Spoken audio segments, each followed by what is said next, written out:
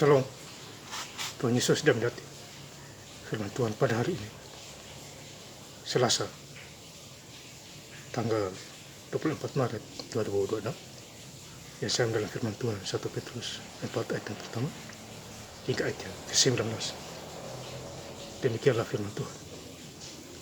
Jadi karena Kristus telah menderita penderitaan badani, kamu pun harus juga mempersenjatai dirimu dengan pikiran yang demikian. Karena barang siapa telah menderita penderitaan badani, ia telah berhenti berbuat dosa. Ayat yang ke-19.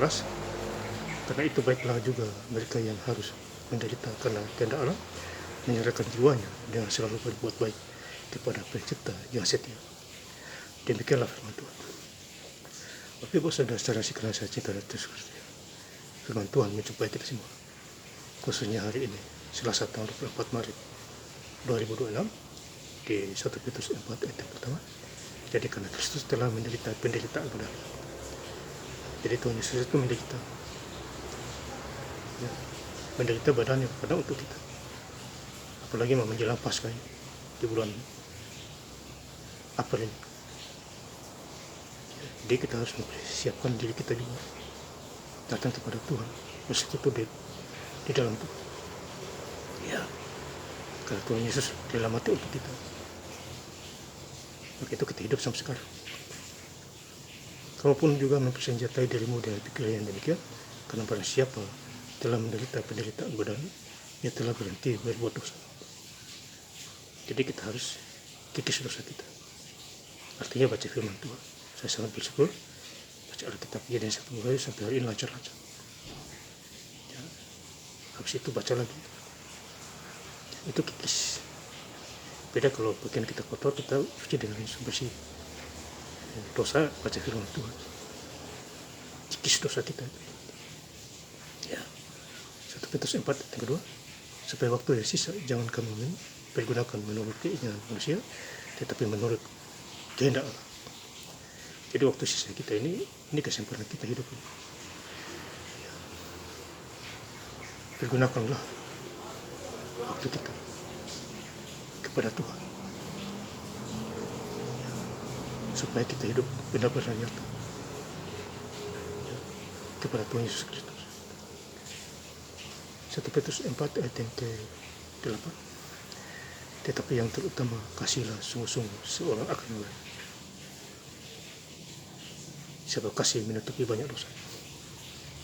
Ya, jadi kasih menutupi banyak dosa. Ya.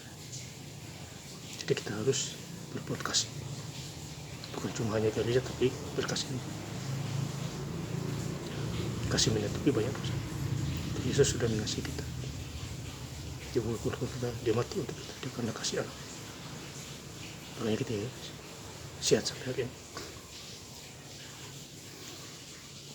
1 Petrus 4 ayat 9. Layanilah seorang akan yang lain sesuai dengan karunia yang telah diperoleh tiap-tiap orang.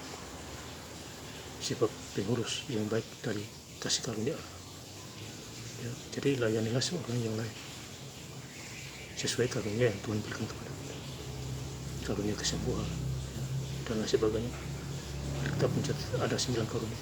Kalau kita baca di Korintus itu, ya, gunakan itu sebaik mungkin.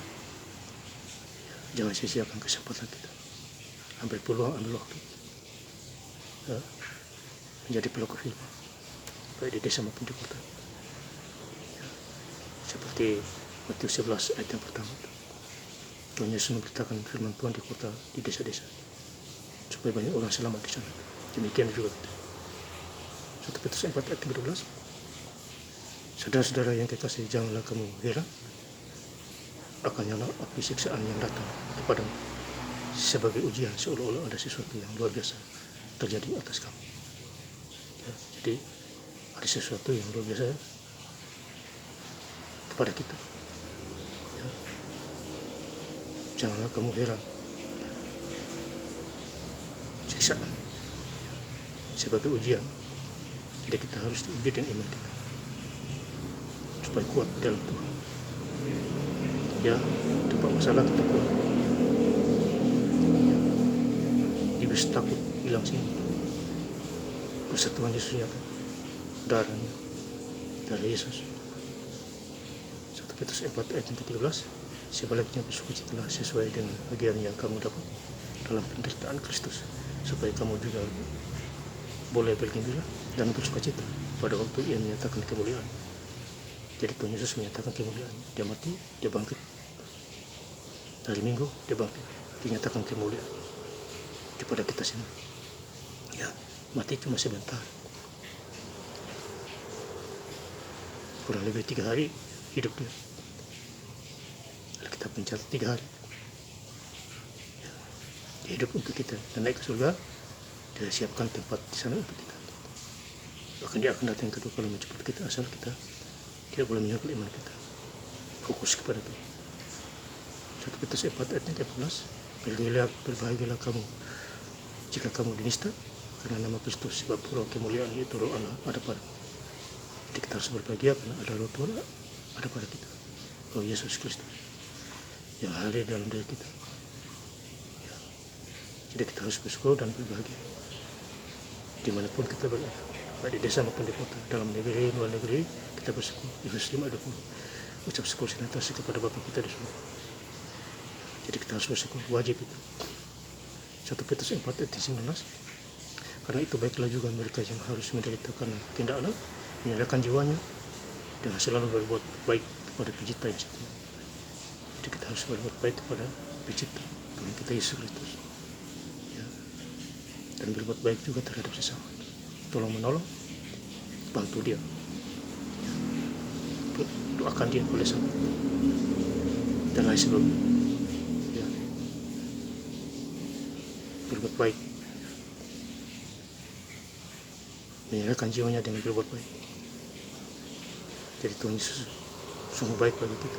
Dia mati untuk kita, dia menebus dosa-dosa kita. Seharusnya kita yang mati, tapi Tuhan lah yang menggantikan kita. Itu kita harus bersyukur kepada Tuhan Yesus dalam segala hal.